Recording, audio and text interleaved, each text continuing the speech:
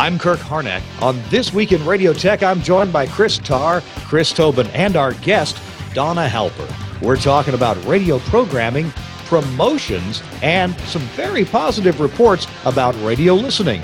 Twert is up next. Netcasts you love. From people you trust. This is Twit. Bandwidth for This Week in Radio Tech is brought to you by Cachefly at CACHEFLY.com.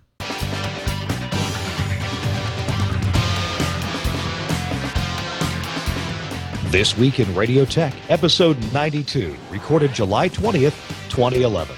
Donna Halper. This Week in Radio Tech is brought to you by Axia Audio and the new Radius IP audio console. Feature-rich, affordable IP audio consoles on the web at axiaaudio.com. Plus, check out some of the 2,200 Axia IP audio studios worldwide at clients.axiaaudio.com.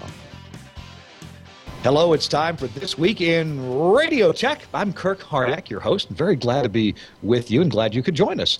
This is the show where we talk about radio technology. And on this episode of the show, well, a little bit more than just the usual electrons and capacitors and resistors and tubes technology. We're going to be talking about radio programming and how programmers and engineers get to work together, how they can work together better, because sometimes they're really kind of at odds with each other, and what engineers can learn from programmers about how to get the radio product, the audio, the entertainment out to the listener. That's our job. That's what we're here to do. Joining me on the show, two of my regular co-hosts. First of all, let's start with the tongue tangler in Mukwonago, Wisconsin. It's Chris Tarr. Hey, Chris. Hi there, Kirk. I am the Director of Engineering for Intercom's radio stations in Milwaukee and Madison, Wisconsin. And you can find me at geekjedi.com. Good deal. And also, the best-dressed engineer in radio, my friend from Manhattan, New York, it's Chris Tobin. Hi, Chris. Hello, everyone. I'm with the CBS radio group here in New York City, and 6 radio stations, 3 AM, 3 FM. And my job as the technologist, a broadcast technologist, is to find ways to make money with technology. And lately it's been a little slow. The summer's been a little too slow for us. Well, we'll try to speed things up for us. I don't wish any failures on you, no problems. But no, we'll be good. We'll be good. And I'm Kirk Harnack. I am the sales director for Telos, Omnia, and Axia, the Telos Alliance. And I'm coming to you this week from one of my favorite places in the world. It's the Eastern Command of This Week in Radio Tech. I'm in Isle of Palms, South Carolina, on vacation with my family and my best friend. So we're just having a great time here, right just 3-4 blocks from the Atlantic Ocean, and coming to you from out here. But normally my job is I do some engineering work for some stations that I'm part owner of. I own the part that doesn't make any money. And that's why I work for Telos, and I really enjoy working for Telos. They come up with some really cool products. And in fact, our show is brought to you this week by Axia and the IP audio routing systems and consoles that Axia makes. We'll talk about those later. All right, let's bring in our guest for the show. It's Donna Halper. Donna Halper, Ph.D. Hello, Donna. Yeah, and now I've got to sound intelligent, eh? Donna, tell us. About engineering. Do I really have to talk about engineering? Give us just a couple sentences about yourself. Tell us what you do, and then we'll jump into the questions and answers. Okay, I'll say I like engineers. How's that? Engineers are some of my best friends. But let's see. I am an author. I'm the author of 5 books. I'm a media historian. I'm a college professor. I'm a radio programming consultant. I'm a former DJ. And I'm the woman that discovered the rock group Rush. And they dedicated their first 2 albums to me. And you can see me in the documentary about them from last year. And you can also see me on YouTube in the video that they shot last summer on the Hollywood Walk of Fame. Wow, very cool. Hey, you mentioned something I'm really curious to try to get figured out here. You said you discovered the rock group Rush. Now, I don't really understand what that means, to discover to discover any band. What does that mean, to discover a band in the radio business? Well, once upon a kingdom far away, back when DJs played some of their own records, there used to be a position called music director and another called program director. Now, the program director still exists, but the job has changed, ditto for the music director. But back when I was doing it, the music director was the person who listened to the new songs and helped decide what would be played on the station. Some radio stations gave the music director more autonomy than others. In some cases, they literally were just sort of the assistant to the program director. In other cases, the music director really was the decision maker with, helping the program director as well, because so much music would come in back in those days. So one night I was sitting in my office listening to new music, and I got this record in literally a plain brown envelope, sent from a friend of mine up in Canada. And I've told the story a bunch of times, so I won't bore everybody with it. But the short version is that I listened to it, and it was by a band that I'd never heard of called Rush. And the moment I played the first song that I put the needle down on, I knew immediately that it was a perfect record for the city that I was in, which was Cleveland. And so discovering the band basically meant that I was the one who helped their career get started. I was the one who got them their first United States airplay. It led to them getting a contract with a record label in the States, getting signed by a U.S. talent agency to book them. And it also, for me, was the start of a almost 38-year friendship. Well, okay, now we know. And you said there's a YouTube video out there that folks can watch and see you in about Rush. And there's a section on your website about you and Rush, right? At DonnaHalper.com. Yep, and they can also, anyone can go online, just Google or Bing or whatever, Donna Halper, Rush Discovery Story. A few years ago, I wrote the entire story of how I discovered the band. And obviously, as a music director, I tried to help promote a lot of bands, but Rush were one of the few bands who kept in touch over the years. I gave a lot of bands airplay. I got a lot of bands their start. I got a lot of bands to, become popular, and never heard from any of them again. But with Rush, they're a very loyal bunch of guys, and they care deeply about the people that have helped them out. And as I said, they have kept in touch over the years. They've had a bajillion records sold. They've gotten the Order of Canada. God willing, at some point, they'll get into the Rock and Roll Hall of Fame. They do have a star on the Hollywood Walk of Fame.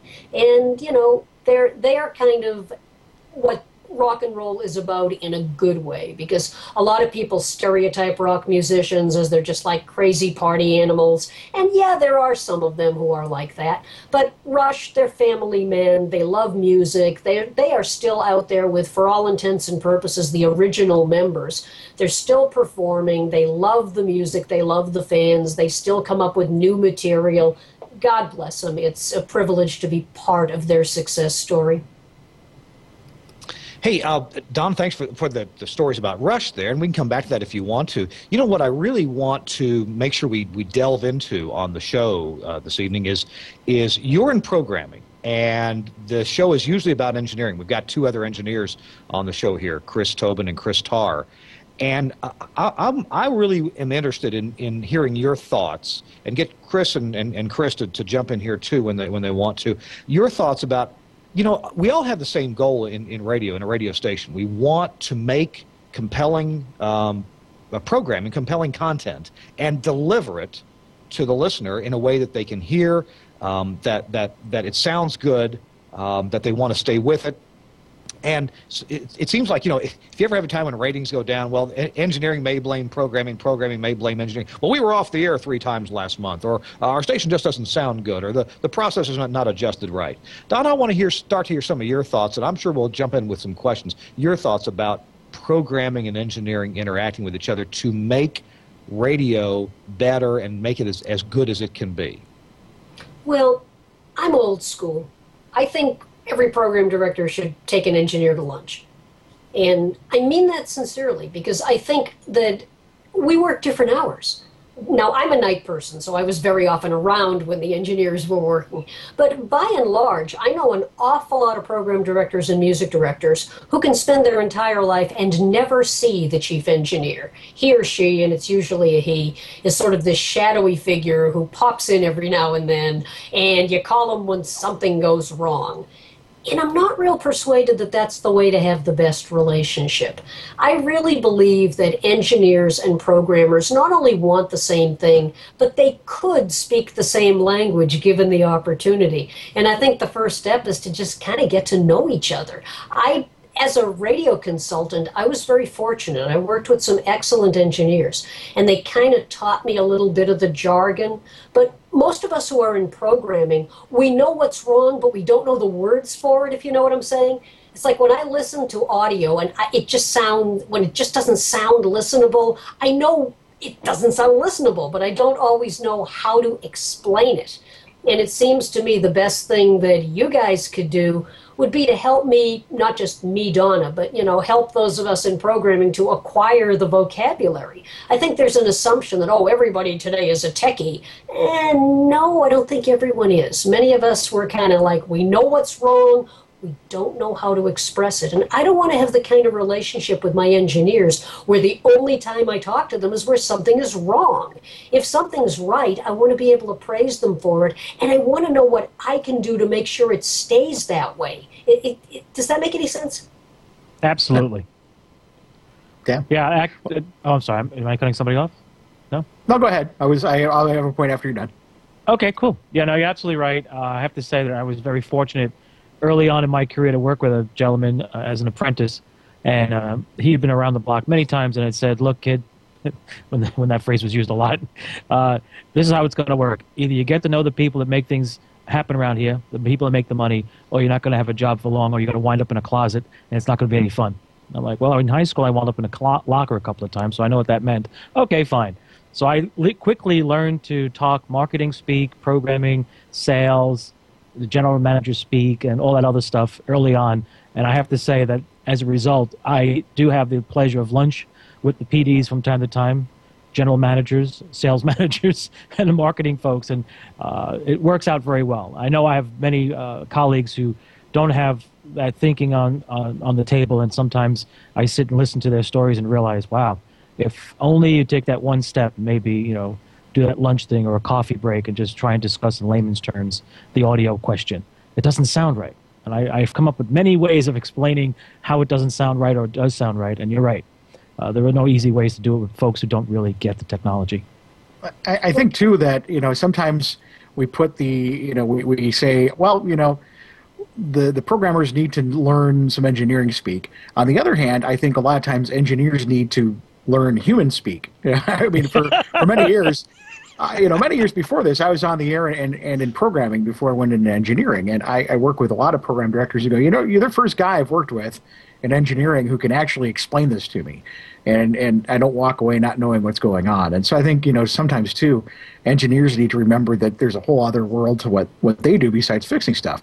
And another thing that I find, I don't know if this is true everywhere, but it seems like a good way to explain how engineering impacts a radio station is, formats and program directors and everything, they affect the arbitron number to the left of the decimal point.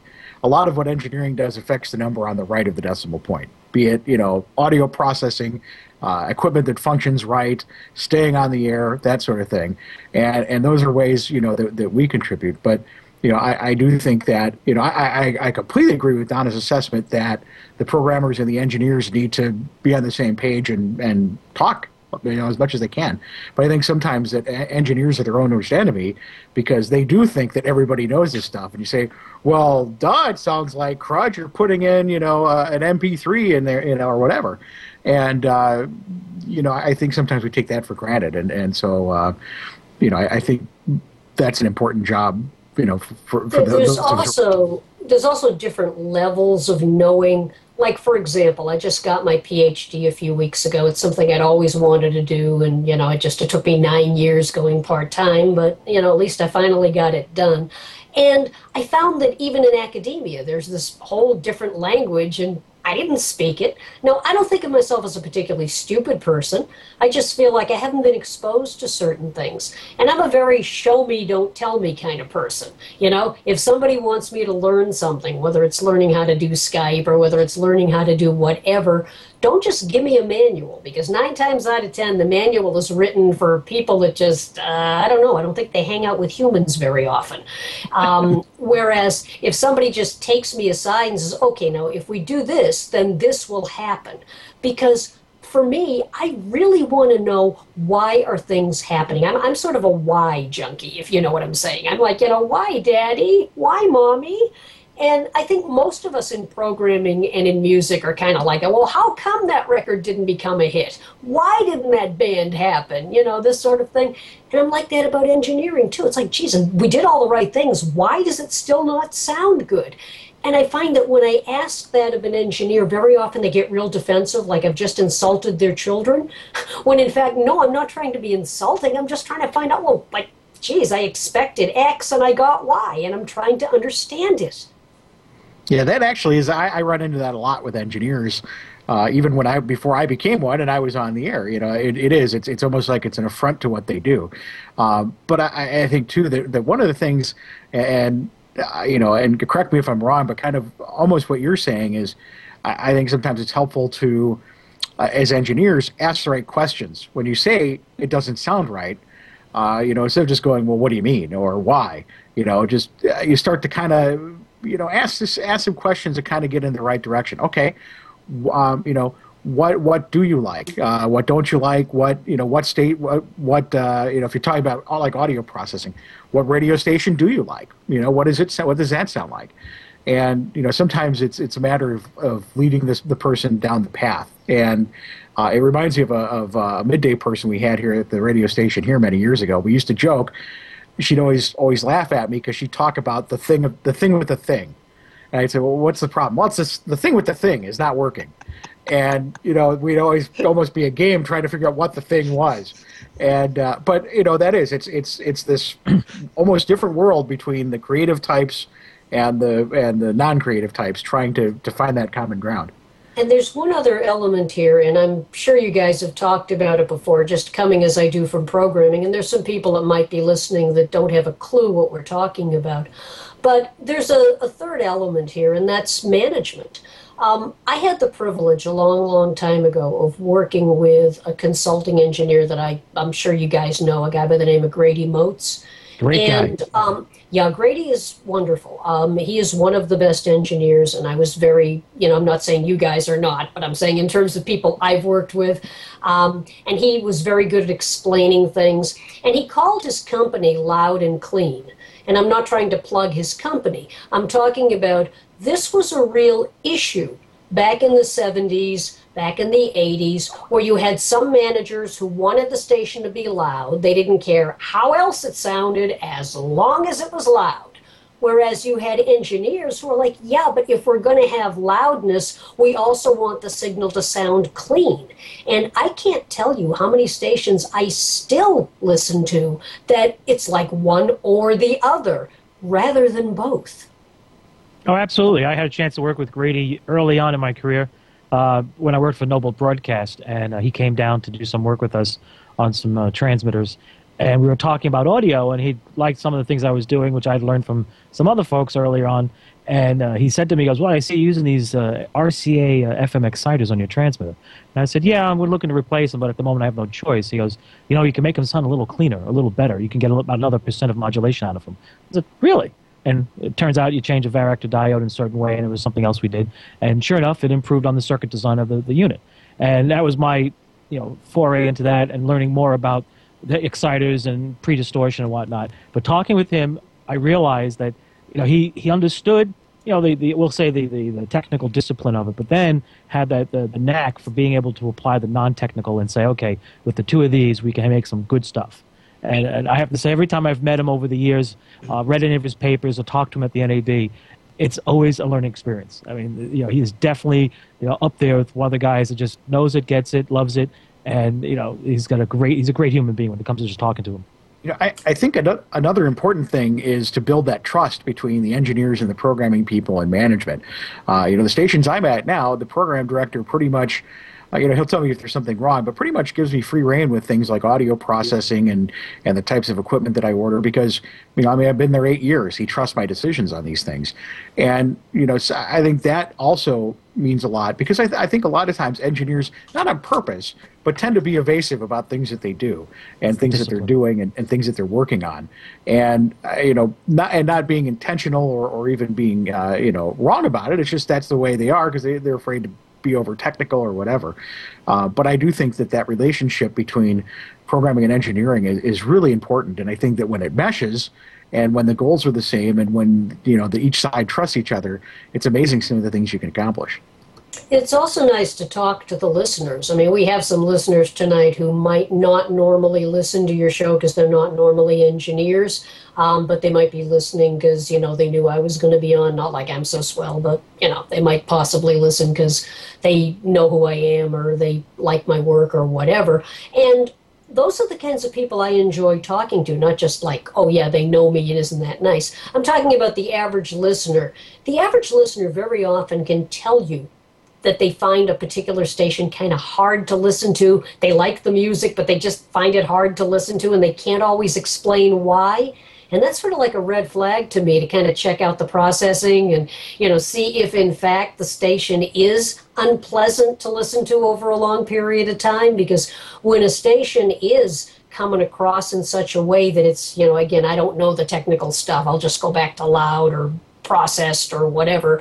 But I've heard stations that just, oh my God, they sound so muffled. They sound so flat. They sound like, they're broadcasting from a sewer or something. And I don't know what's causing it, but I know that if it bothers me, it probably bothers other people that are average listeners as well. And maybe they don't know why, so they just go listen to someplace else.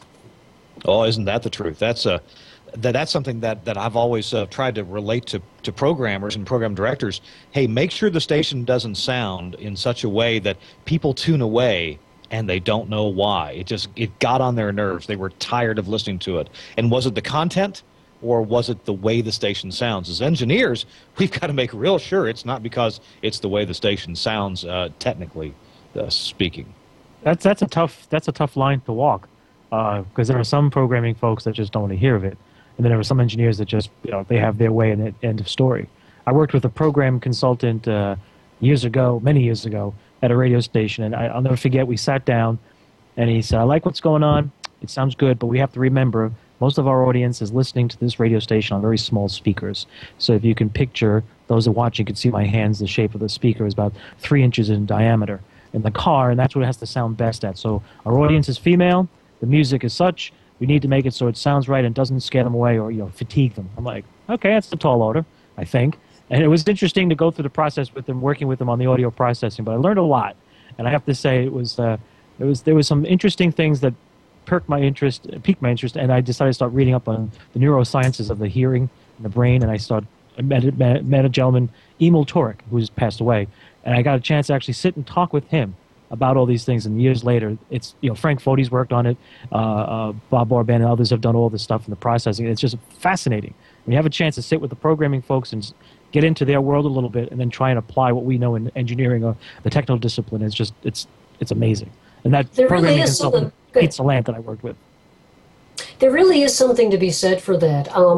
I've noticed even myself, that the way I listen may not be the way somebody else listens. I think there's an assumption among those of us that are in the industry that it's like, oh, everybody knows, everybody understands. And the reality is, no, they don't.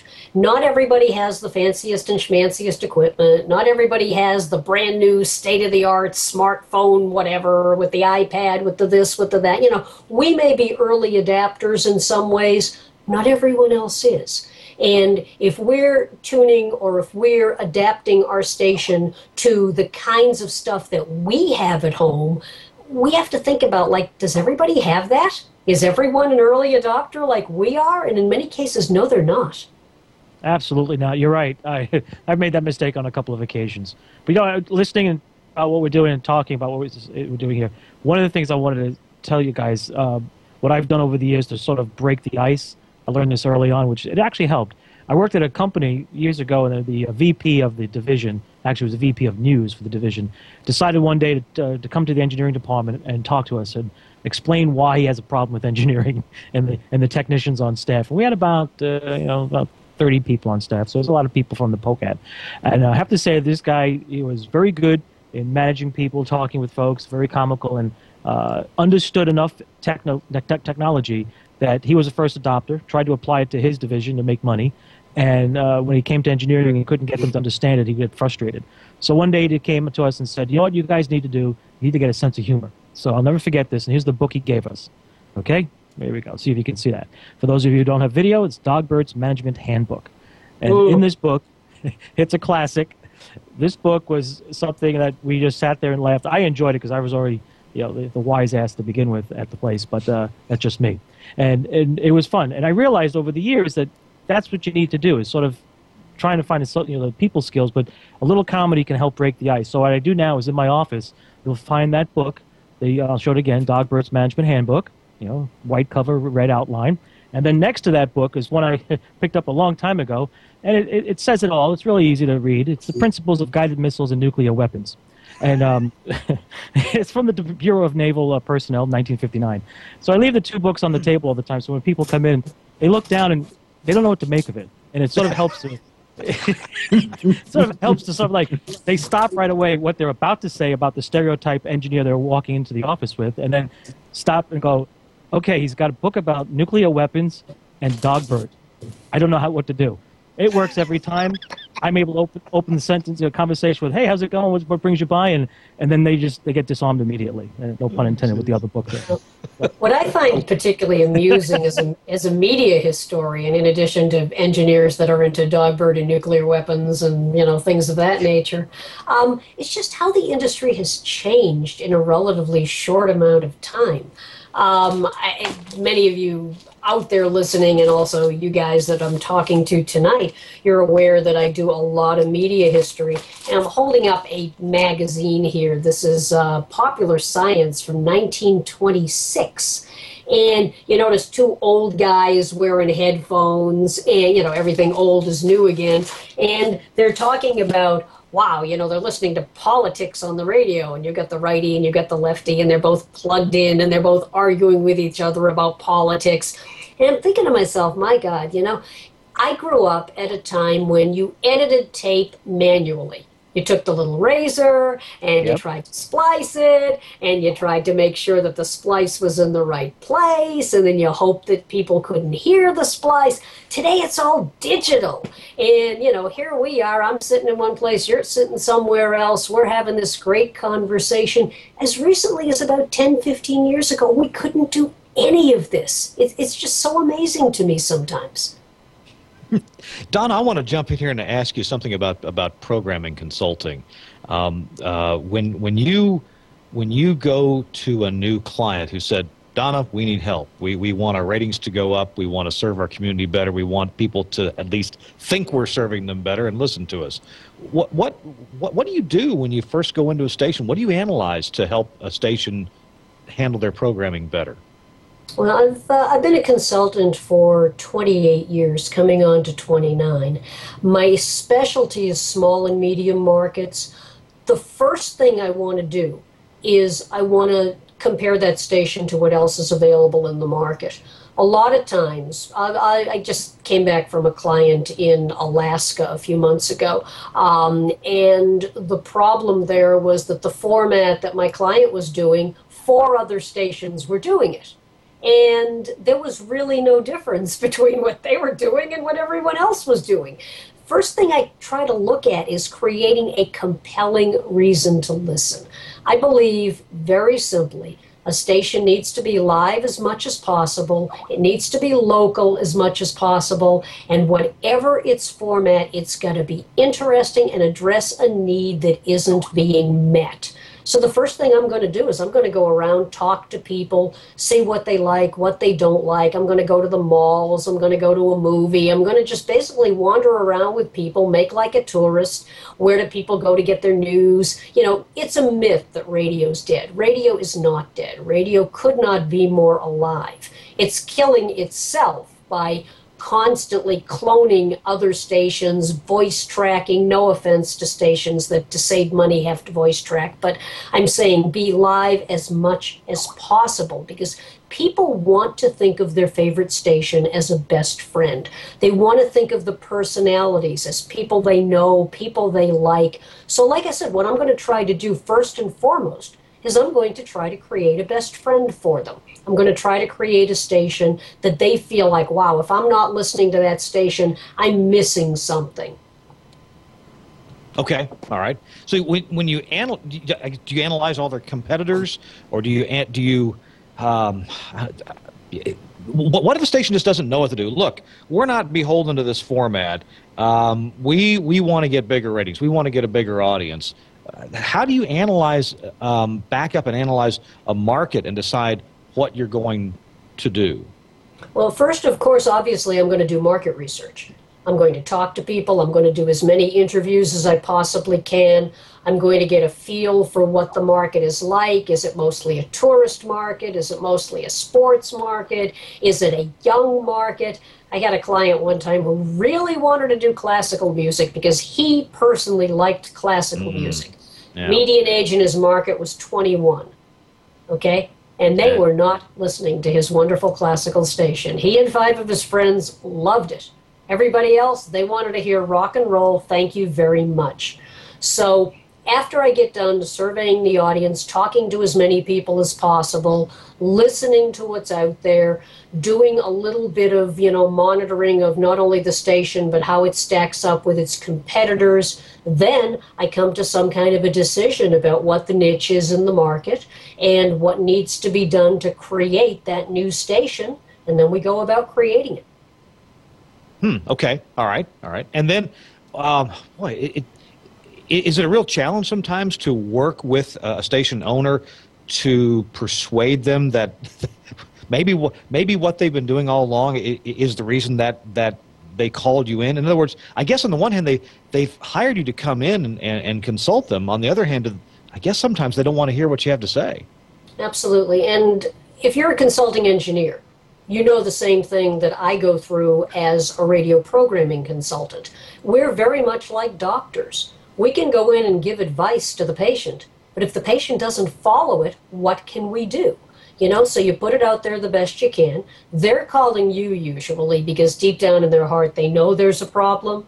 So you sit down with them. You explain what your research has shown. I talked to 100 and something people. I went here, I went there. Here's what they said they really wish they could find in this market. We can do this. It may not be what you personally will like, but it'll make money for you. And then you can always find a place to put on the station that you personally like. So yeah, sometimes people really buy into that, and I've been very fortunate. At the risk of sounding self-serving, I've been pretty good at what I do over the years, and I'm very honest with my clients. But no, they don't always like what I have to say, and I have found over the years that sometimes I leave and they just go right back to what they were doing. But in other cases, they do take the advice, and they do create the kind of station that I believe and that research shows that will work in that market. See, you can't have a cookie cutter approach. You know that as well as I do. You can't go into a station and say, well, hey, this is what worked in 20 other cities, because it may not work in yours. Every city really is different. It sounds like a cliche. Yes, they all have certain things in common. They want information, they want sports, they want news, they want the hits, blah, blah, blah. But how they want it done is really different from city to city. There are some markets where I can get away with being a lot more cutting edge. There are other markets where I'm going to be a lot more conservative and a lot more careful. There's some markets where I'm going to do political talk and everybody's going to love it. There are other markets where that would be death. They don't want to hear it. They just want to escape from all the political talk. So you have to really have your finger on the pulse of what is missing in that city, and then you have to have an owner who is willing to go along with change. A lot of owners talk a great game of change, but when it comes down to it, it makes them nervous. If you're good at what you do, you're able to persuade them, to sell them on the benefits. Rule number 1 in sales, sell the benefits. So I can try to sell the benefit of why they should make this change. I show them what the benefit will be to them, to the listeners, to the sales staff. usually everybody buys in, we go with it, it's successful, and then everyone's happy. Sometimes it doesn't work out, but I'd like to believe that more often than not it does. I think that most owners really want to have a winning radio station. I'm not of the belief that, owners are these vile individuals. I mean, yeah, I've worked with some that are terrible, and I'll bet you have too. But most of the people I've worked with have been pretty great. And it's my job to sell them on what needs to change, and then it's my job to make sure that it gets implemented the right way, which means getting along with the engineers, getting along with the sales staff, training the announcers. I'm not the kind of person that just walks in and fires people. I'd rather give people a chance to do it the new way. If they can, terrific. If they can't, boy, there sure are a lot of people looking for work out there. We're talking with Donna Halper. She is our guest, Donna Halper, Ph.D., and congratulations, Donna, on that. Donna Halper, Ph.D., radio consultant on This Week in Radio Tech. And coming up after the break here, we're going to hear a message from our sponsor. I'm going to tell you a little quote here from a professor at Boston College, and Donna may know this person, Michael C. Keith. And Michael says, radio is like ice cream. You choose the station that tastes best to you. The flavor you like the best is going to give you enjoyment. And this is part of an article that we were talking about today from the Huffington Post. Radio makes people happier than TV or internet, according to a new study. That coming up in just a minute. But right now, I want to direct your attention to our sponsor for this show, and that is also happens to be my employer, and that's Axia Audio. And I really appreciate the folks at Axia making the decision to sponsor this show and help make it possible, help defray some of my expenses in getting this done. Axia is the inventor of a system called LiveWire. It's live IP audio. It's live audio over IP, over Ethernet IP. And it's fully compatible, doesn't break any Ethernet IP rules. So you can carry, transmit, route, and mix live stereo or surround audio over standard IP networks using Cisco or HP switches. They do need to be high-performance switches. I want to direct your attention to an article in Radio Magazine. This is from RadioMagOnline.com. It's BYU, that's Brigham Young University, reconstructs they're part of their radio facility. They have both TV and radio, and they reconstructed their on-air studios for radio. It's both BYU radio and Classical 89. We can see some pictures here, and if Burke has a chance to show them from this article, there's a couple of pictures here of studios at Brigham Young University. Here's one. You can see an Axia Element console kind of toward the lower left there.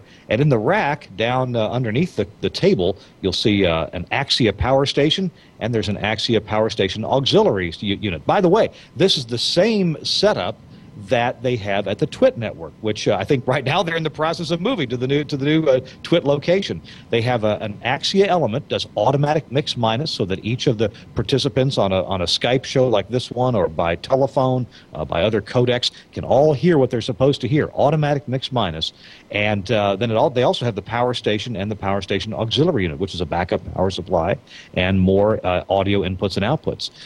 Since the system is based on IP technology, here's another studio there. And by the way, these studios are connected to each other by just one piece of Cat6 cable, carrying a 1 gigabit per second audio data over IP packets. LiveWire is a really fascinating technology, and if you'd like to know more about it, I'd like you to go to the Axia website. Go to axiaaudio.com. And when you're at axiaaudio.com, let me have a quick look here. You can go to the support tab. Go to the knowledge tab, and then go to the white papers. So at axiaaudio.com, click on knowledge, and then go to the white papers area, and you'll see a lot of different articles about IP audio. One of them is called Introduction to LiveWire, and this is version 2.1 of this document.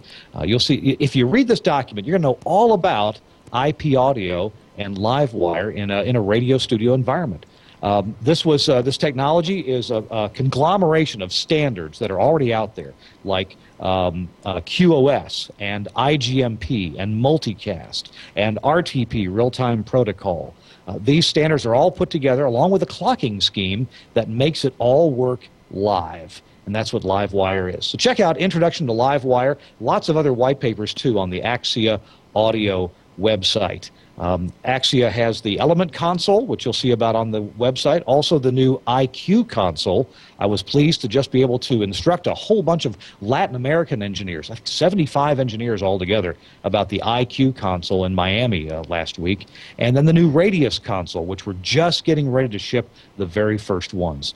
So quite a range of pricing, from the Radius at about $6,000. The IQ starts at $8,000 and is expandable up to 24 faders. And the Element console, which is a real full-featured big console that can do just everything you could possibly need. Check out our website, axiaaudio.com, and I would really appreciate if you check out the white papers on that site. You're going to enjoy learning about Axia. Thanks very much to Axia Audio for sponsoring this. All right. Hey, I want to check out this article here. Someone sent me this article. I guess Chris Tarr, did you send me this from the Huffington Post? Yeah, I did. The headline, Radio Makes People Happier Than TV or Internet. Chris, how did you run across this, and what did you think about it when you read it? I actually, somebody sent it to me, and I read it, and, honestly, it kind of, I don't know that I'd put happy as a word I'd use, but I think it kind of reinforced what I've been saying all along, which is the one thing that radio does very well, better than any other media, is make that personal connection. And a lot of what Donna was talking about fits right into that. And, back in my programming days, I used to talk about, I was in suburban Chicago, and the stations I programmed were up against these multi-million-dollar stations from downtown. And I always used to say, we all play the same music. It all sounds the same on the radio. It's what's in between the records that matter. And, this kind of reinforces what I've been saying, which is, it's about what's going on in between the records. If you can make a connection with the community, if you can make somebody who's listening to the radio smile at that moment, you've made a connection. You've made a friend. That person will stay with you. And I think the article really talks about people don't have relationships with Pandora. People listen to Pandora. They hear it. They have it on in the background. People have relationships with their radio station, and that's a lot about what this addresses. And I think, engineering aside, as a former programmer, I think that people who are on the air or programming radio stations, even managing radio stations, need to remember that. It's not a matter of, Pandora will beat us or not beat us or whatever. Nobody's in love with Pandora. Nobody wakes up in the morning and says, I can't wait to turn on Pandora to find out what's next. But if you're doing a good job running your radio station, that's what people are going to say about you. And that's what they're going to do. They can't wait to get up and hear what the morning show is going to do. They can't wait to hear what the guy on the radio or the woman on the radio is going to say next. And if that's the case, you're doing it right. And that's kind of what that article alludes to. Research has shown repeatedly, and I've done some of the research, and so have lots of other people, that listeners think of their favorite station as a best friend, okay? And they think of their favorite announcers as best friends. When I wrote my most recent book about Boston radio, on the cover of it is Arnie Ginsberg. And for those who don't come from Boston, Arnie was your ultimate top 40 personality DJ. And as I said earlier, a good station is compelling. You feel like, oh my God, I'm going to really miss something if I don't listen. And Arnie was the kind of announcer where you felt like he was just talking to you. And every market has someone like that. Every market has, in our market here in Boston, we have an announcer on KISS 108, which is a top 40, urban top 40. His name is Matty in the Morning, Matt Siegel. And he's been there since 1981 doing mornings, reinventing himself for a new generation. My neighbors, who are like 10 and 12, listen to him, and so do their parents. And that's what good radio is. Good radio not only makes people happy, it makes people feel befriended. It makes people feel cared about. It makes people feel informed. And that's where, before when I was saying, I understand voice tracking, I understand automation, but if you can get that personal connection as much as possible, you are doing a kindness to the listener, and you are making them feel like they are a part of an entire community. All right, so who's got the next question? I don't know. There's a question. I think she can't be more right about this. And we, I know in the past we've talked about, even though we're a technology show, we've touched on things like radio versus the internet, how new technology, we have to embrace new technology and extend it. And I mean, she can't be more right about that. I was, the other day, I still do a show on the station in Door County, Wisconsin, on Sunday mornings, and they had a big triathlon up there. A big, it was a huge event. People up there from all over. Of course, the weather was hot, and what did we do on the air? We talked about keeping hydrated. We talked about the race. Talked about people being there, and they had us on at the race, and the race organizers were just thrilled. It was like, wow, you guys really cared about this event. Every other radio station in town was just kind of playing music, and we were talking about what was going on. And I think the people who talk about radio being dead don't get that part. They just don't understand that. Again, it's Pandora's great, and if you want to just hear music, fine. That's fantastic. Satellite radio, same thing. If you want to hear music for a while, that's great. But you're not going to make this connection to it. If it's gone tomorrow, you're not going to miss it. And if you're doing a good job programming your radio station, people when they walk away from it, they're going to miss it, and that's when you're doing something right. And that is what's going to save radio. Not Absolutely. Competing with wireless. It's not competing with. It's going back to what those basics that Donna's talking about. Once we do that, we have nothing to worry about with Pandora. That's what I stress with people, and that, gentlemen, is what worries me more than anything else. Okay. One of the reasons I had to sort of reinvent myself as a college professor is, I'll be very honest with you, there are not as many places for someone like me to consult. The problem is that in the small and medium markets, like back in the good old days, you used to start off in a small town, then you'd work your way up to a medium, then you'd work your way up to a large, and then, oh boy, you'd be in a major market. These days, with fewer and fewer places to be the farm team, fewer and fewer places for people to really develop their craft, there are fewer and fewer great personalities being developed. It becomes a self-fulfilling prophecy. Oh, I can't find anything to listen to on the radio. Okay, well, let's get back to training talent again, which is something I always have enjoyed doing. Not just me, but the people that love radio love to be part of training the announcers of tomorrow, okay? Because the average listener wants you to succeed. They want to feel like you're their friend. And if they can be part of who you were when you were growing up, oh, I remember listening to him or her when they were just in a small town, and now look at them, they're famous. These are just amazing things to remember. And I can tell you straight up, I've watched announcers develop from college radio to the point where they're now in a top 10 market. And you just feel like, wow, they've improved, they've kept improving, they've kept reinventing themselves. That's what it's all about. Hey, back on this Huffington Post article, I had a question about... Arbitron says that in a recent infinite dial study that 242 million Americans currently listen to radio each week, and online radio consumption has doubled every year since 2001. Now, are both of those true? Are people actually consuming that much more audio content? They may very well be. Keep in mind also, just because there's a new technology, it's not an either-or situation. A lot of people tend to look at any new technology and say, oh, this is going to replace what came before it.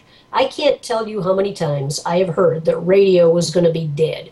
It was supposed to be dead when TV came along. It was supposed to be dead when the internet came along, etc. and etc. So yeah, I think people are just consuming radio in different ways. It's also being measured in different ways. Kirk and I were talking earlier this afternoon about the portable people meters, the PPMs. And, remember the old days of diaries. Okay, so now you got the PPMs. Everybody's trying to find a way to determine how are people listening, when are they listening. And I think the reality is people want to listen more in more different venues, in more different places. People are still listening in their cars. They're still listening to a variety of different kinds of programming, and wherever they can find it, terrific. If they can find it online, they're going to listen online. The other thing we need to remember, though, and I said this a little earlier, let me speak for all the Luddites out there and the neo-Luddites, not everyone has a good enough internet connection. We still live in a world where people are using dial-up. And for them, the idea that there's still a great radio station that they can turn on in their car, plain ordinary old school radio. If it's interesting, if it's fun, they're going to listen to it. And then you have the new generation. Yeah, they're going to listen online. They're going to listen to podcasts, et cetera, et cetera. Let 1,000 flowers bloom. The more ways that people can listen to radio, the more they can fall in love with radio all over again. Right, and keep in mind, too, that like the infinite dial studies where they talk about online listening, that also includes online listening to terrestrial radio stations. So It's also not a mutually exclusive thing. It's not, if they're not listening to the radio, they're listening to something other than radio online. They very well could be listening to terrestrial radio online through some sort of device. Yep. Donna, you mentioned the personal people meter, the PPM technology. We've just got about 10 more minutes left in the show, so we probably need to pick that topic and maybe one more at the most. But Donna, what are you advising, or maybe you can't give away trade secrets, but yeah, how are stations changing anything about how they're programming so that they get ranked the best by the personal people meter technology? And maybe what surprising things has PPM Tech brought out to the way stations program, or things that we're doing wrong in the past with this new tech? Well, first of all, I'm a firm believer in the fact that if you live by ratings, you die by ratings. I think there are some stations that are never going to get the big ratings, but they're going to have a really strong cult following that supports them, that loves what they're doing. I was on the air in New York many years ago, and I worked at a jazz station. It was WRVR in New York. And we never had big ratings, but we made money because the people that loved our programming supported it 100%. And I think you're going to see some of that. I think also that certain formats, particularly the younger formats, and to some degree urban, some certain kinds of niche formats are having a little trouble figuring out the whole PPM thing, because wearing the people meter, I think they pay between $5 and $10 to wear it. Young people, as far as I know, are not eager to wear something for $5 or $10. And you're still back to the old problem of passionate listeners who listen long periods of time, who tend to be older, and then other people who are very willing to engage in this great adventure of wearing the portable people meter, but I'm not real sure that it's carrying everybody that you want it to carry. I'm not sure that you're getting all the people that you want represented. So it's still fairly new. God bless Arbitron. They've done a great job of selling it. I'm hopeful that we're still going to find some good ways to measure the younger audience, because I'm not real persuaded that we're really measuring, for example, the Hispanic audience or the African American audience, or even some of the younger audience. So I guess I look at the portable people meter like a tool. It's telling me some things I need to know, but so is just talking to people telling me some things I need to know. Okay. All right. I know on a couple of shows we've touched very briefly on actual formatic or maybe spot placement changes that stations have made, or maybe different structures in their promotions to try to take advantage of the different. Instead of writing the station down in a diary, you don't have to say on the air anymore, if you listen to Q92.1, be sure you write it down. You don't have to say that. Q92, that's how you write it. What's that? I said we used to skate as perilously close as you could skate before Arbitron would get upset. Q92, that's how you write it. There you go. Write it down and tell a friend. Yes. Bring a guest. Yes. Hey, speaking of promotions, Donna, what kind of promotions nowadays do you think are working for radio stations to gain listener interest, and maybe interest for whoever the advertisers are that are sponsoring it? Is there anything new under the sun in terms of promotions? One thing I gotta say before I answer that question, I just wanted to say one more thing about what I'm noticing. one thing I'm noticing is that people have a much shorter attention span now than they did 10, 15, 20 years ago. Marshall McLuhan, Neil Postman, and a number of people in a school of thought called media ecology have written extensively about how much more distracted people are. So if you're running, 5 or 6 or 7 commercials in a break, and you're, we'll be back in 2 minutes with more music, they're gone. Okay, they already left. So you have to really address the fact that your audience has a shorter attention span, break up your commercial sets, do your commercials in a more interesting way. As far as promotion goes, I think you really do need to take a multimedia approach in the world today. You've got to be on websites. You've got to be on billboards. You've got to be on every possible venue that you can think of that will give people a chance to see your call letters and see your personalities. The call letters alone are not enough. It's the personalities that people are bonding with. And I'm fascinated by what a lot of people are doing with their website. And sadly, a number of stations are not maximizing their websites. I look at some websites and it's like, wow, they haven't changed this in months, whereas I look at others and they've got the new pictures up from yesterday's promotion and they've got the new podcast and this and that. I think the big difference today with promotion is you have to react a lot more quickly and you have to ask yourself, who am I talking to? If you have a salesperson who just sold a particular client and the client wants to give away something that totally does not relate to your audience, don't give it away. Find some other way of doing it. I know that sounds really like, well, that's a truism, but I really hear some promotions that just don't sound like they fit the station that they're on. And maybe they made somebody happy, but they may have gotten a listener to go somewhere else. And in the really competitive universe that we're in right now, we want to make as many positive impressions as we can. I'll say it again. Be their best friend. Whatever you're doing, be their best friend. I had a focus group I did one time. There's a morning man in this town, a guy by the name of Jess Kane, and he was running 18 minutes of commercials an hour, okay? And yet, when we did the focus group, people were like, wow, and he has so few commercials. And when we probed that, it was, he didn't do them like commercials. He did them like just informing the audience and saying, wow, he went to the bakery the other day and he had a great croissant and, it was a great bakery. Let me tell you about it. It sounds corny, but he did it in such a way that he sounded plugged into the community and people couldn't wait to see if they were going to meet him at the bakery and, buy him a croissant. So that's Bob Hope with the Pepsodent commercial. Thank you. Absolutely. It's old, it's corny, but some things never go out of style. And reaching out to the average person, they not only want to like you, they want to be you. They want to meet you. Get out there where they are and make them feel like you care about them and make them feel like you understand their lives. Don't give them just, here's a $50 gift certificate. Get out there. Go to their office. Get them coffee and donuts. Get them a babysitter for their kids so they can go out some night. People are struggling. Do something to make their life easier, and they'll never forget it.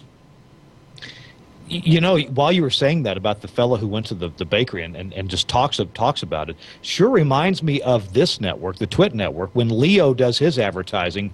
I mean, he does interact with the advertisers the way that he says. Like if he says he uses carbonite, he uses carbonite. If he uses any of the other sponsors' products, like for quite a while Ford was advertising and the Ford Sync.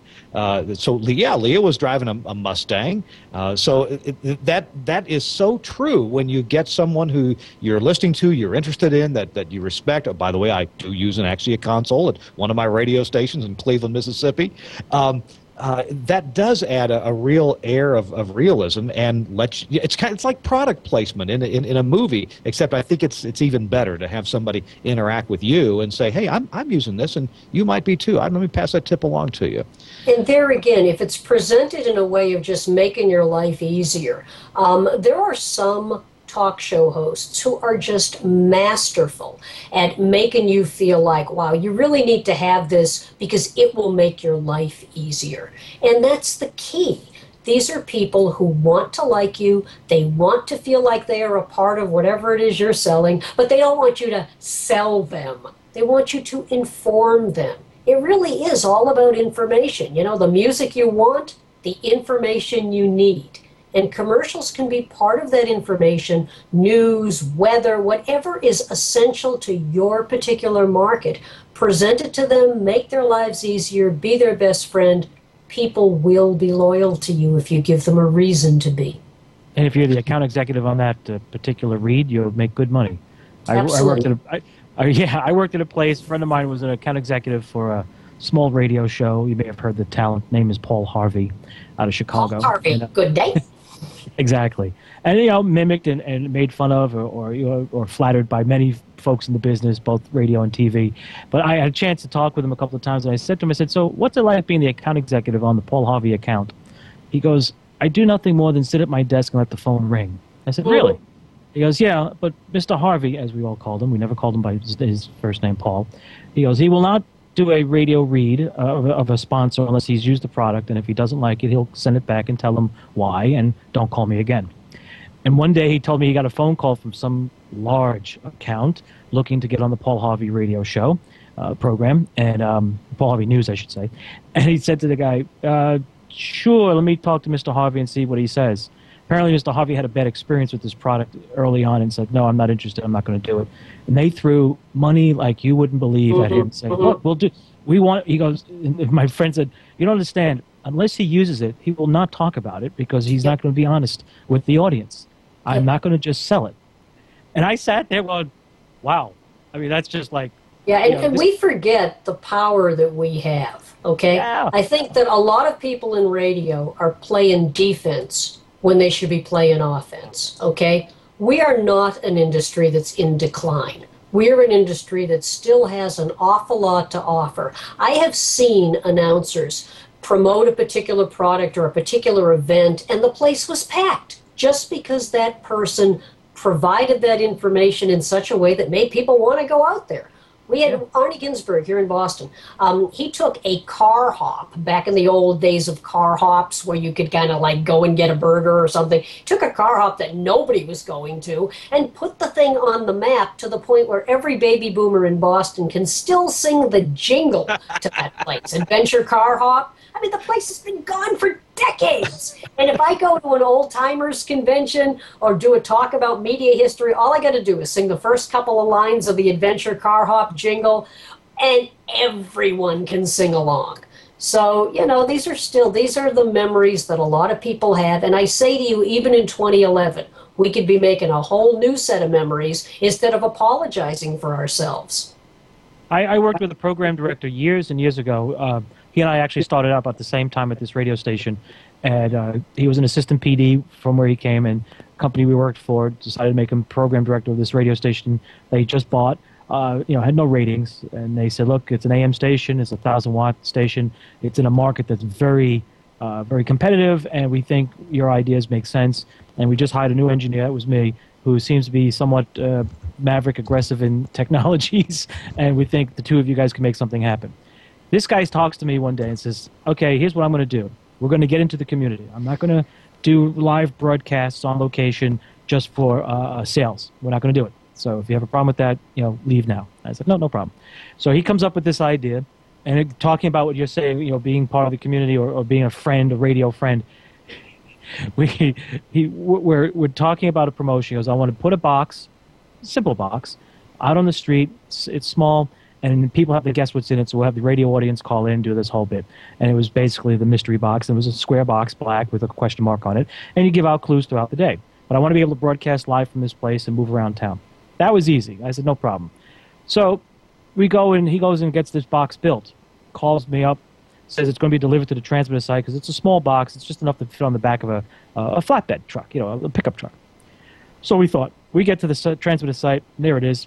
It's a 12-foot square wooden box, huge. And we're like, wow, what are we going to do with this? This guy ingeniously thinks, wow, what if we take it on the back of a huge flatbed with revolving lights and then tell people, guess where it's going, and you'll win $1,000 if you could tell us where it's going to go. Just to turn around the negative. And I sat there and watched this guy go from something that we were just flabbergasted, like this is going to be a trouble thing, we're not going to make this work, to all of a sudden the audience got involved. And talking about people showing up, like you said, in Boston, we made this announcement. The black box is on the prowl. Tell us where it's going to be, and we'll give you $1,000. We wound up closing down streets. The police called us up and said, "What are you people doing with a box in the back of a flatbed?" And he goes like, "We're just moving it from our storage area to our studios." Wow, what's the matter? People are blocking the streets. They're jumping on the truck. They're asking the driver where he's going. And he's like, "I can't tell you. Just follow." There are a line of cars and people on the street heading downtown. And he's like, "Wow, I don't know. We just called a moving service. You know what? We'll get our guys down there. We'll find out what's going on for you." Hangs up the phone, calls me up, says, "Get the van, turn on the RPU," or those of us who know as the Marty. And he goes, "We're going live." "Where?" "Just get in the van. Let's go." And I kid you not, it went from the radio station that had no ratings, nobody even knew it existed in town, to within 3 months, we were the talk of the town. Well, and the there's general another... manager sat, general manager was like... Doesn't even surprise me. One promotion that we did that was cheap to do and really worked well at an adult contemporary station, we made up children's T-shirts. And we had people send us pictures of their cute kid wearing the T-shirt, because we found that everybody wants to show off their cute kid. And we worked it out with a couple of, clothing stores where we came up with, clothes for your kid, this sort of thing. And we got all of these pictures of kids wearing the T-shirts, where in many cases the adult might take the T-shirt and put it in a closet or something, never wear it again. All the kids, and they really were. They were so cute. Didn't cost much to make up the T-shirts. Boy, a lot of people sure wore them. And, here again, your thing with the box, sometimes you got to think outside the box. You got to be creative. And this gets back to what we started talking about at the beginning of the show. Engineers have some great ideas. Programmers have some great ideas. Listeners have some great ideas. You put it all together, you can still come up with an interesting, exciting radio station. I think radio's coming back, guys. I really do. I would like to end the show on that happy note. Our hour is up and a little bit more. Donna Halper, thank you so much. This has been an invigorating show, and we've had a lot of comments in the chat room, and you've got me excited about my business again. Well, do me a solid, would you? Because we were still having technical problems from my end. So if people didn't see me responding to their chat, they shouldn't take it personally. I couldn't see it. I'm very willing to have people get in touch with me by email if they'd like to. And your email is not on your lower third here, and I believe you didn't have any objection to giving it out. So if people want to contact you... No problem at all. I love hearing from people. How should folks contact you? You can email me at DLH, that's my initials, DLH, at DonnaHalper.com. I'm on Facebook, and I'm on Twitter. My Twitter handle is Devorah Leah, which is my Hebrew name, Devorah, Leah, Leah, one word, Devorah Leah, and there you go. Good deal, and that is on the lower third, and I'll try to stick that in the show notes at our website, thisweekinradiotech.com, and her website. Thank you so much for having me on. I hope that I didn't disappoint you, because I don't. Oh no, not at all. This has been a great deal of fun. We get tired of talking about electrons all the time, so this is we're engineers like everybody else has an opinion, on how the radio station should be run. If they only did this, only did that, we'd have better ratings and it'd be more fun. Hey, if people would hire me as a consultant, I could turn their station around, Sure, absolutely. So Donna Halper, that's HALPER.com, DonnaHalper.com. Check out her website. And we never got around to talking about Donna's other passion, which is radio and broadcast history. We're going to have you back, Donna, and you can talk about this, the Boston radio history that you know so much about. And I know the history of a lot of other cities as well, because I do presentations all over the country. What I'm up to is trying to preserve the history of our profession, because radio this is where my heart is. Thank you so much, Donna. Appreciate it. And Chris Tobin, thank you for being with us, the best-dressed engineer in radio from Manhattan, New York. Oh, you're welcome. You're welcome. And Chris Tarr, you with us, Chris? I am. I've been just fantastic. I really enjoyed this episode. It's been great. Well, we're going to have Donna back another time if she'll grace us with her presence. So I appreciate both of you guys. And Donna, thank you. Thank you. All righty. Our show's been brought to you by Axia Audio and the new Axia IP, the new Axia IQ console. Check it out on the website at axieaudio.com. Also, you can go to Axie Audio and sign up to get your copy of the Now catalog. It's beautiful. It's a coffee table piece. It's like the Sears Christmas wish book used to be for the big guy engineers like us. Thanks for joining us. You can check our website, thisweekinradiotech.com, and you can download or watch the podcast from the Twit website at twit.tv/Twirt, T-W-I-R-T, This Week in Radio Tech. Hey, thanks to Burke for switching the show from the Twit headquarters in Petaluma, California. Looking forward to the new place getting built. I hope to be out there for the grand opening party. I really hope to see you guys out there. And oh, you're welcome. Yes. Okay, thanks, Burke. And we'll see you guys next week on This Week in Radio Tech. Bye-bye.